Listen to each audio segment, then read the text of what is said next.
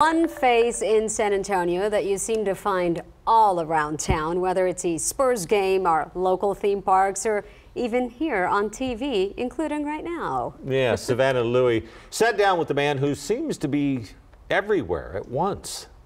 Rub the lucky bald head. Chuck Cureau is a lot of different things to a lot of different people. Cheers! Most people know him as the in-arena host for the Spurs. But you also might recognize him from his work with the zoo, SeaWorld, or even through your television screen. Despite being everywhere in San Antonio, his favorite place is here. This is Chuck's backyard oasis. The quiet relaxation is a welcome relief from his fast-paced life. Sometimes working from sunup till sundown. A day in Chuck's life can feel like a ride on a 100-mile-an-hour roller coaster. It's a wild ride he first strapped into when he was a kid. One day, walked over to that television station and knocked on the door, and I said, "Hi, I'm Chuck, and I would love to volunteer at your TV station."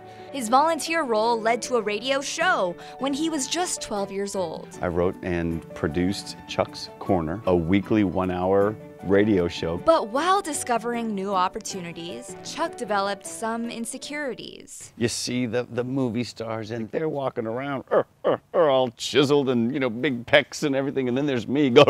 It's not unusual for young people to feel self-conscious, but while trying to break into the entertainment industry, that self-doubt began to stifle his dreams. I just didn't think I had that look for television. There's only one place. So that's why Chuck stuck to the radio for years, even though it was always his dream to shine in a spotlight.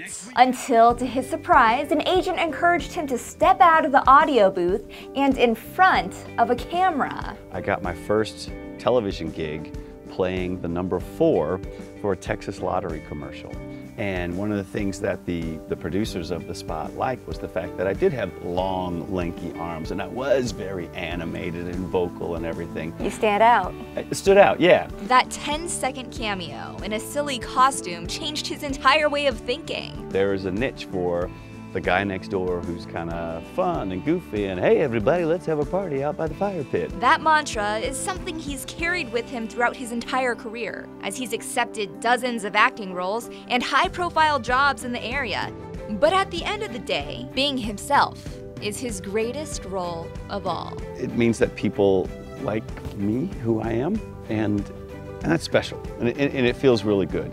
It feels like I'm doing something right. Savannah Louie, KENS 5 Eyewitness News. And he's such a nice guy, too, Oh, he's a add nice to guy. all of Always that. smiling. You never Yes. seem upset. You never. You know what?